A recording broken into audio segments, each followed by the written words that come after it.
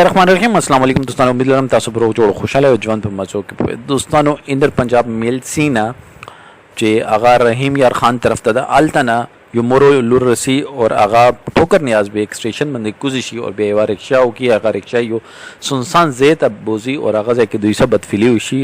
لور په مخ کې مور سو مور په مخ کې لور سره بدفعلی وکړي او دواړه کسان دواړو سره بدفعلی کوي اور د میانس کې څوک دومره چیغې نشي اوریدل چې هغه راشي اور دوی ماداتو کې هغه نه بعد پولیس راشي کسان گرفتار کی.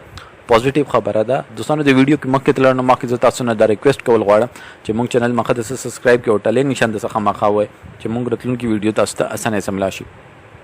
دوستانو د مور لور میل سین روانه شو چې د ډې ډاټ باندې چې ما سره لور د اور لور ته دا ډاډو چې ما سره مور ده هغه ټوکر نیاز به سټیشن باندې کوزي شوی او رکشای سپیشل کړه او وی چې موږ سټیکند ته بوزا اور د رکشې والا سره دغه یو اوباش ملګری دغه د مور لور ایل ڈی ایونیو جو یو سنسان زیده بیشک لاهور ډیولپمنٹ اتھارټي دا خو دالته سکیورټي ګارډز هیڅ چیز نشته دا داسې سنسان زیده هاوسنګ سکیم دا خو دالته یو کورونه مرونه لا نه دي جوړ. دوستانو الته بوتلې دي الته دوی سره زیاتې کړې دي اور هیڅوک په نه د خبر شوی. پوزټیو خبره پولیس دوی نیولې دي گرفتار کړي دي.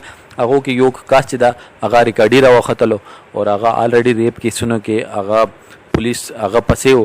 دوستانو دا هغه واقعیت دي چې مونږ بیا د معاشري کې چې مونږ یو چې هغه ډیر زیات مظلوم دي چې رکشا چلی دغه مزدوري به کم وي غریب ده هغه دا حرکتونه دي. اور دوستانو هر یو غلط کار کې به تاسو ته د رکشا ډرایور اخوا دیخوا 100 کې 5 کسان مشکل سبو د رکشې ډرایور چې دي دغه وسامي د دوکې بند کې نه بیا اپ خو د خو بند بده توای دغه کې یو چې نر سړی وي هغه ته ټینشن وي چې ما چې ته لوټ نه کی ما چا باندې خرڅ نه کی. نو دوستانو دا خو خزي وي اور داسې رکشې کې کینستل چې دغه رجستر نه وي. زه دا چې کوم زه دا کوم نه ها دا یو ریکویسټ کول غواړم چې تاسو دا پراپر اپ چې دا چې تاسو کور ولا تاسو ویني چې تاسو کوم طرف ته روانه د کریم اوبر دې باندې تاسو ټریول کوئ نو دا زیاته بهتره ده بجای کې تاسو داسې یو لفنټرانو سکینه چې به هغه رزلټ داسې راوځي. دوستانو کوم ویډیو مخه خوشاله لاندې کمنټ سیکشن کې خپل رائے اظهار ضرور وکړئ. والسلام.